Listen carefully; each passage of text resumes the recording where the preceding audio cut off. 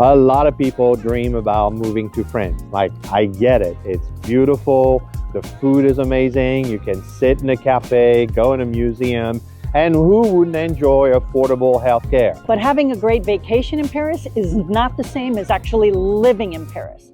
In the 4 years we've been here, we've seen it all, and there have been some good surprises and some bad surprises. So whether you're interested in retiring to France or just want to live here part-time as an expat, then this video is for you. We're going to share with you interviews that we did with experts and other American expats and answer all the questions you may have about moving to France. We'll cover the visa and residency options, the real cost of living, and how the healthcare system works, and the real tax implications for Americans so you can make informed decisions and avoid costly mistakes. And we'll share our experience in working with the French education system, and we'll share an interview with a family that moved here from Texas with a middle schooler who will tell you about theirs. Allez, on y va. So first, let's address the legal aspects of moving to France and getting a visa. Moving to France from the US involves many steps, and there's a lot of little nuances you're going to need to know about. And the first thing is determining what it is that you're going to do here. Now, I know that you just want to be in France,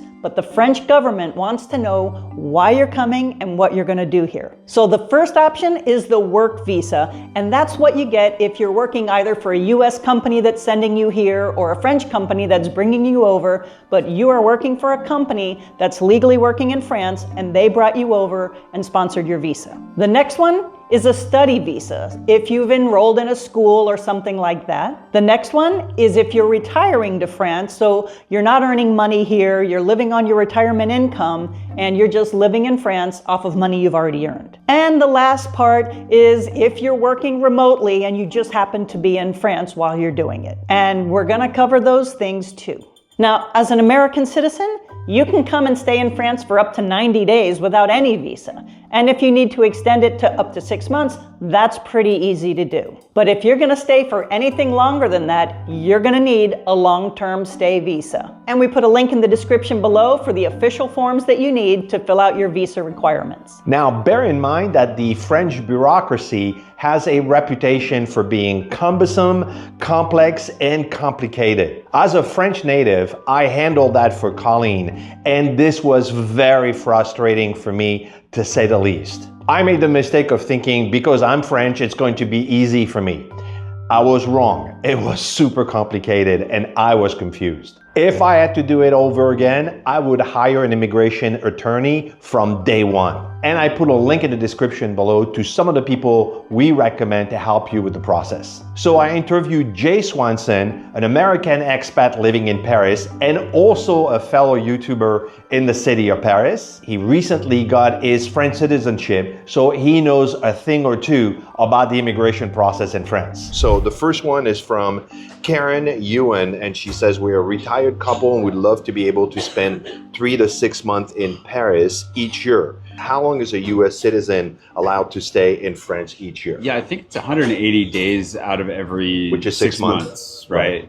So you're able to cycle through and basically stay for a period of time and leave. But if you wanted to, you could that's without getting any extra visa. That's getting stamped in, walking through. You can get a year-long tourist visa with no real difficulty. I know a lot of people that have done that. Just go to your consulate or go online, look that up. You should be able to apply for it, and you'll be able to come with no job, nothing. It's just an extended visa that lasts for a year. So you can get a 1-year visa. Yes, you and can. That's super easy to get. And you can renew it. And I think it depends on your situation. This is why I always tell people to just get here and get to know people, and you'll find ways through the system, because the French system is not one that is cut and dry. It looks very cut and dry on paper, and then very confusing because all the cut and dryness conflicts with itself at times. Right. The reality is it just depends on who you're sitting in front of as far as the bureaucrat that you're talking to. So I would say get here, meet some people, make some friends. You'll navigate your way through it. If you get that 1 year, technically, I believe you're supposed to usually go home to renew it. I do know people that have managed to renew it without doing that. I know others that haven't. So it's not cut and dry like we're saying, but there's a chance you get here and you find a way of staying here and not necessarily having to go back. All right. But if you're already thinking about coming and going once or twice a year, you're probably very able to go back and renew it. So basically, someone can come in, stay here for 6 months without a visa. Yeah. They can stay in France without a visa, but if they want to stay a little bit longer, the application Well, and process. it's not even is that you're easier. without a visa. The stamp you get in your passport is technically a visa. You walk up, they check you out and let you through. So that counts, right? And that's for Americans, right? That's for Is Americans, this different for Australians? First, that's a great question. And you don't know. Okay, great. So if Not you're Australian. Australian, sorry, we don't know. I'm not a lawyer, and I'm not Australian. We're going to get a nice long list by the end of this of things I'm not. What kind of country? Obviously, can you go to a Schengen country that would constitute you leaving France? No, so you have to leave the Schengen zone, I believe, You entirely. can go to London. Yeah, so because That it's a works. Schengen visa. Now you can go to London, but you'd have to stay in London for 6 months because it's 180 days out of the year, and I believe that you can't just go out and it resets when you come back. Got it. And So you also that's- become a tax resident. Well, you wouldn't become a tax resident on a tourist visa, I don't think, but living outside of the country long enough can start messing with your taxes, so you want to look into that. Now, of course, this was not the entire interview, but I put a link in the description below so you can watch the entire interview with Jay Swanson and see all the things that we talked about. Next, let's talk about buying or renting a home in France and the whole relocation process. Each one has its own procedures and legal requirements and permissions and financial implications. We've interviewed 4 professionals and experts in that area so that you can hear what you need to know. And the first one is Richard Hammond with French Connections talking about the relocation process. Richard owns a relocation service here in France, and he has extensive knowledge on little ways to go around the system and make sure that your paperwork is cut through to the front. For someone who has never heard of or never used a relocation services, like just in everyday terms, what do they need to know and what do you do for them specifically? So what we will do is literally give you a full relocation package, which is visa assistance, but not just with our attorney. You actually get, you can track your requests, you can gather your documents, you get your own account manager to help you collect that stuff.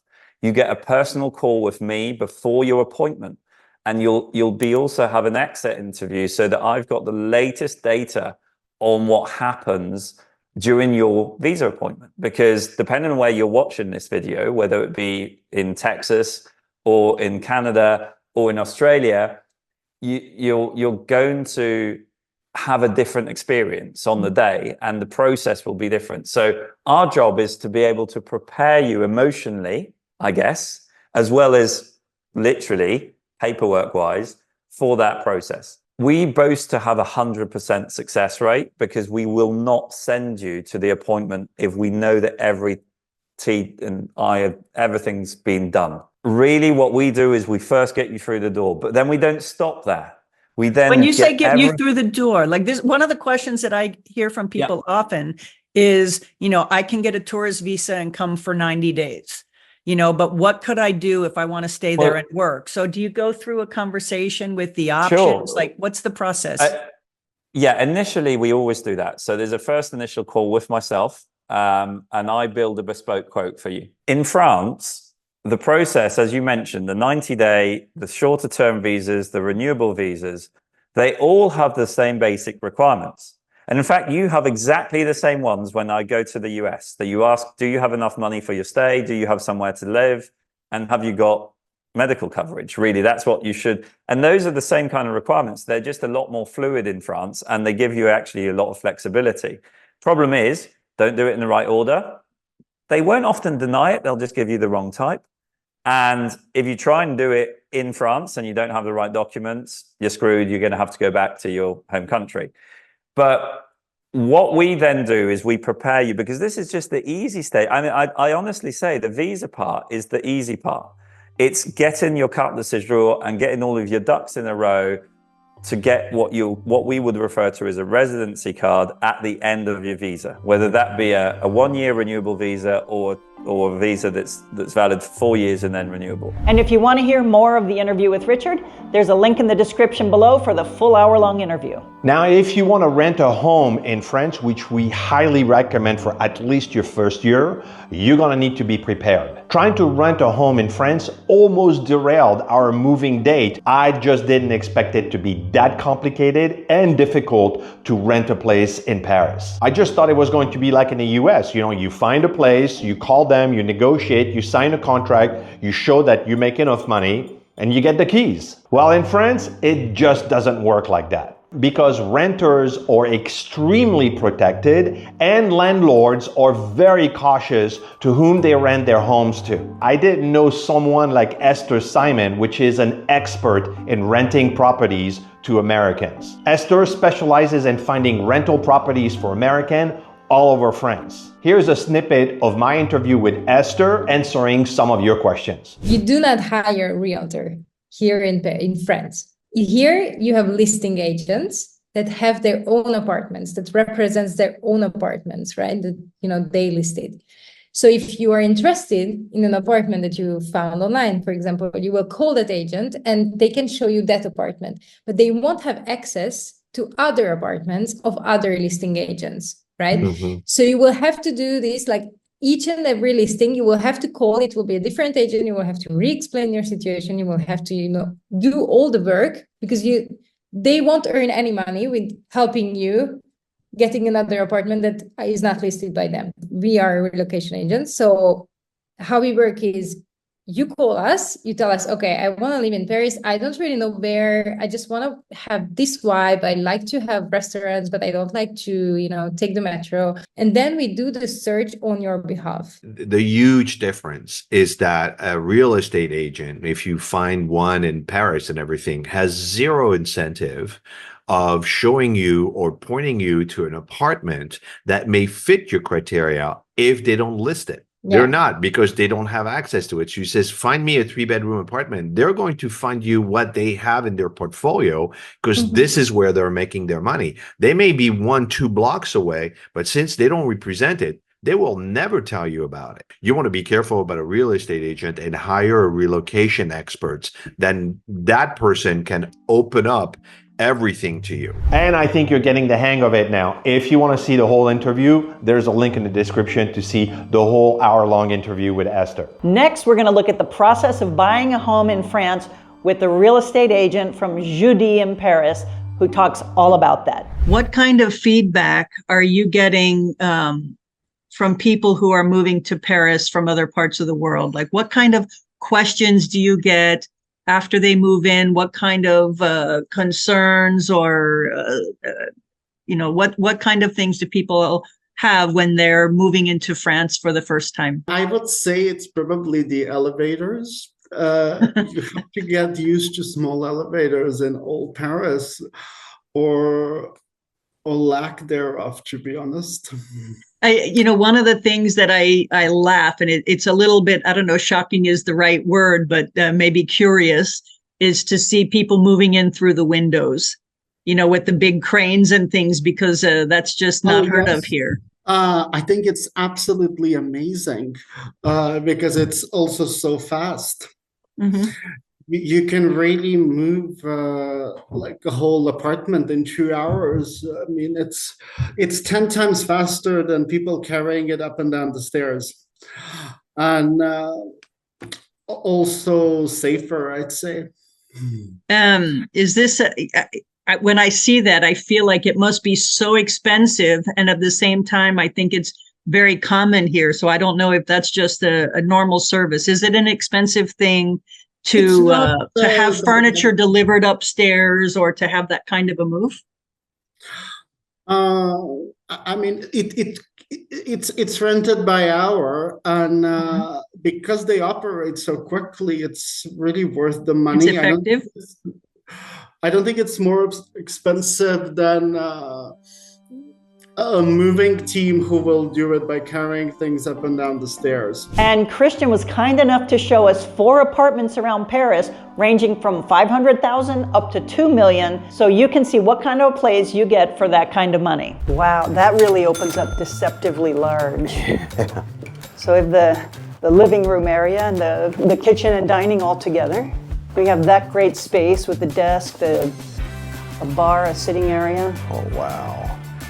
So you said this is 1.7, right? This is 1.7. It's air conditioned. You've got all this open windows looking out on the street. And this would be the guest bedroom. Yeah. They have it set up with a futon and a projector so you can bring down the screen. Oh, okay. But just a simple room, closet, private bath, nice and comfortable. Let me see the bath. Oh yeah, okay, got it. But here is the master suite. And here in the master suite, tons of closet space.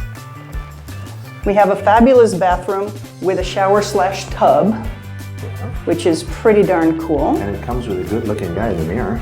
Of course it does. Yeah, you got all of that set up. Well, that's a big tub. It's a very big tub. Wow, yeah, very nice. And the bedroom. Yes. Look at all this space. Oh wow, that's a big bedroom. That's huge. You wouldn't find many hotel rooms in Paris that size. And that's a king let alone size. apartment. Ooh. I like the view already.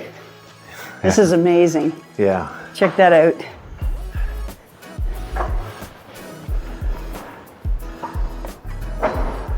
That's really nice. Let's go check out the rest of this place. Yeah. It is a lot smaller than the last one. Almost, a third of the price, but you have here, it's a studio style, a little cupboard closet space. Your bed right here, it's not a king size bed. It's a great comfortable space. And let's look over here. This is actually where you enter, and it's pretty small. You've got a little sofa here. Right off the bedroom, I've got my TV, I've got my balcony. I get some good breeze going through here with 2 doorways, 2 balcony entrance, so you get some cross breeze. It's not uncommon to have your washing machine, like not your dishwasher, but your washing machine right in the kitchen. Yeah, because there's no space for it in the French apartments and the. They didn't And the think kitchen has water, so it makes sense. Yeah. But you have all of your cupboards and whatnot, but that's pretty much it. You got a tiny little oven, a little toaster oven, a tiny fridge. Which I don't necessarily know that neither the washing machine or that comes with the apartment. That's true, because a lot of places don't have the appliances come with it when you buy. Most apartments in France do not come with the appliances. You have to buy your own. Teeny tiny shower, sink, that's it, because in France they separate the toilet from the bathroom. The bathroom is where you bathe. Yeah. And that's often the case. It wasn't the case in the last apartment, but. Oh, that's true. Yeah. They had an American size room, and right. And then here you have a toilet with a vacuum cleaner, and that's pretty much it. Oh, you're gonna like this one. Oh my goodness. Yes, I do. Look at that wide open space.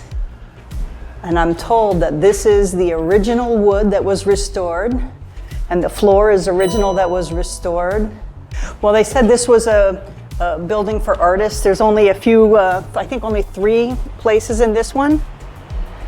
And you can come and sit here on your terrace. Oh yeah, oh yeah. Having your coffee there in the morning, would that be compatible with your lifestyle?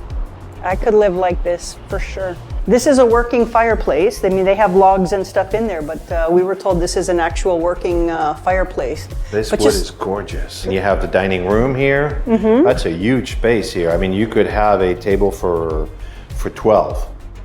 Easily. Yeah. And this little door, it's just a tiny little closet. It's not a real door going to another room. That's not a door. That doesn't go anywhere. It's just a closet. But in here, we have the kitchen. Yeah. Which again, it's small and functional, but one of the cool things is you have bright open light onto the courtyard here. So you can do everything you need to do in a kitchen. Oh, wow. I love like this nice little sitting room, but I can also be here and just have a fabulous view looking down over the flowers on the terrace. And I mean, it feels enormous. Bathroom. You have just natural space, Italian shower, everything that you need. Yeah, big sink here. But there's plenty of space. So it's another one where you have the toilet. The toilet inside the shower room. So this master bedroom has a smaller bed, but there's plenty of room if you wanted to put a full king in here, if you wanted to have sitting space in here or anything. Wide open to downstairs, just... Yeah, and you have the dining room right here. Man, that is one heck of an apartment. Oh. Yeah. Oh. Look at... You know how Parisian apartments are tiny? Look at this thing. Like, just to give you an idea, 100 square meters, that's a nice open living space, separate dining. I like the beveled glass door to cover the back. Can I close? Well, yes, of course, darling. Oh, yeah, great. So you could have privacy in there. Okay, cool. Would you like to enter my boudoir? Oui, s'il vous plaît, madame. That's nice. That's a beautiful bedroom. That's very nice. Yeah, and it's actually spacious. Oh yeah, look at that. The view is fabulous. And then, if it's too bright, you have a blackout curtain. Yeah, you can have some privacy. And then over here is the bathroom. All the regular stuff. The typical French shower with no door. And that's unusual that you have the toilet in the bathroom. It is. That's very American style. But there's another door over here. Come on. Just a little step. It's not quite a terrace, but check it out. Little jasmine on the terrace. Oh, it's very narrow. It is but it gives you a little bit of outdoor space. Yeah, and you could sit over here if you want. It's just a little platform and a little... That's adorable. Okay. Oh, it does work. Oh, yeah, it does. Of course it does work. Very cool. And there's more, because right over here, there's this little contraption that's actually a door that you could close and have this be a circular walk around. Such nice natural lighting here. Oh, wow. Yeah. It's a nice little bedroom. Separate bathroom, right? The toilet and the shower all together, private shower. Okay, again, one. Yeah, all together. A bathroom with a toilet and a nice, and looks all brand new, by the way. Look at this working space. So this is absolutely unusually ginormous as a kitchen for Paris. I don't remember seeing a kitchen that big in an apartment. Now, a few months ago, we ran into some fans from our channel and we started chatting about what it's like to be in France. And they mentioned that they had bought a fractional ownership property. And my ears perked up. Initially, I thought they were talking about something kind of like a timeshare, but they weren't. So here's my interview with Dr. Jules and her husband Michael talking about their process of buying a fractional apartment and the process of living there and coming back and forth from the States. What does it mean to have a fractional ownership, and how does that work? Fractional ownership is a opportunity to own a pied-à-terre in Paris and throughout the world. I mean, they're not just only in Paris, with 12 other families. So there are 13 families who own a portion. So this is deeded ownership. It's not a timeshare. You own a portion of the title of the apartment, and you get to choose the weeks that you are there. In our fractional ownership, you get to be there 2 weeks at a time for a month during a year. So starting, the January 1st until December 31st, you get the opportunity to choose 2 weeks to stay. And then they go through like a draft. So we're owners number 7. So we had the 7th choice of a 2-week slot on the first year that it was open. And then they go 1 to 13, and then 13 gets to choose twice in a row down to 1 again. So that year we ended up being able to stay, and it was COVID year. So we were the very first people to be able to stay. And it was right over Bastille, and it was magical, and we were absolutely thrilled. Couldn't believe our good fortune to have found this opportunity. And if your ears are perking up too, there's a link to the full interview with Dr. Jules and her husband in the description below. Next, let's talk about the tax implications of moving to France. Now, we're neither financial advisors or qualified to speak on the subject. So Colleen interviewed a French-American CPA and asked him questions she had wished that we had asked on day one. Here's a snippet of that interview. If I'm living here and I just have passive income from my retirement account or other passive income, do I still have to file taxes in France? Anybody permanently residing in France should file a tax return in France, even though he has no income from France or even no income from the US or passive income only, should always file a tax return in France to present not only what he has potentially earned in France, but also abroad. I might need to jump on to the next question, which is, what will be then the tax consequences of me disclosing this income from abroad, whether it's active or passive? Well, as you know, declaring does not mean paying. Very important golden rule. To declare is a compliant requirement that could lead you to penalty should you fail on honoring that principle. Taxing or having to pay on those revenues all depends on the type of revenue and the tax treaty that France signed with the other countries. Since we're targeting here US clients, you have to know that the US tax treaty, which is income tax treaty, or donation and inheritance treaty, is one of the most beneficial and generous among the 125 tax treaty that France signed. So that means if you come to France, bottom line, if you already paid in the US whatever you had to pay, you will not pay again in France. But as we said, you will have to declare that. So you will file both in France and the US, but you will only pay tax one time in one country or the other, depending on the income that you have. Correct. And that's the whole purpose of the double tax agreement, to prevent you to pay twice. Unfortunately, I see lots of handholders or so-called professionals in France that do not understand how to interpret this tax treaty and how to declare that to the tax authorities, that also, by the way, do not understand fully everything, because the tax authorities are not designed to address international income. And that's where we come into play by telling and explaining not only on the tax return we submit to the authorities by putting them already a disclosure of referencing which article of the tax treaty we're mentioning based on the income we're presenting in the tax return. But in case of litigation, which is we get a tax bill that is incorrect, we fight, and in 99% of the time we prevail, and then the customer gets his money back.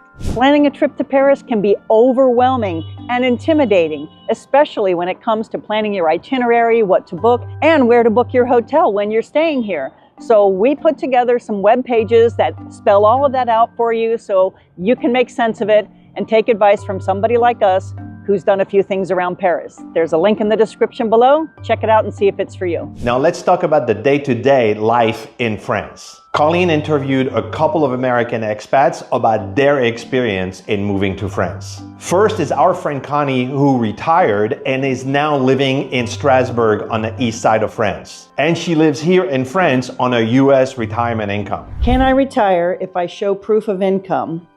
Can I get health coverage for emergencies, routine checkups? Is there an area of France that's better suited for an expat community than others? Yes, you can get coverage, and you can retire here. Sorry, that was the first one.